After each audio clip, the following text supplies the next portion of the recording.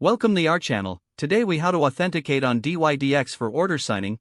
To authenticate on dYdX for order signing, start by visiting the dYdX website. Create an account if you haven't already. Once you have an account, log in using your credentials. Next, navigate to the API section in your account settings. Here, you will find options to create an API key. Click on the Create API Key button. You will be prompted to set permissions for your new API key. Select the permissions required for order signing, which typically include trade and transfer. After configuring the permissions, click on Generate Key. Make sure to securely save your API key in secret. Now, open your preferred coding environment. Install the necessary libraries for making API requests. If you're using JavaScript, you might want to include the Axios library for ease of use. In your script, import the libraries needed for signing requests. Using your API key in secret, set up the headers for your request. Include the necessary parameters such as order details in your request body.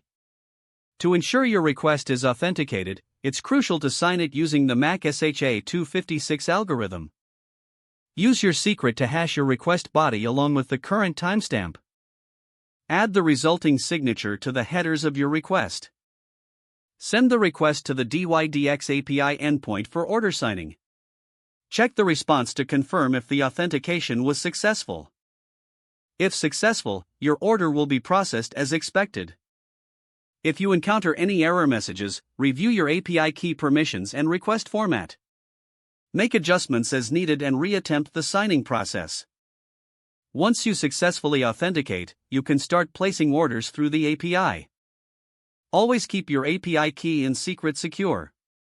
Regularly monitor your API activity for any unauthorized access. Update permissions and regenerate your keys if you suspect any compromise. If the page does not load, refresh the browser or try again in a private or incognito window. Make sure you are using the correct email address, then retype it carefully to avoid small typos. Don't forget to like this video and subscribe to our channel for more step-by-step tech guides.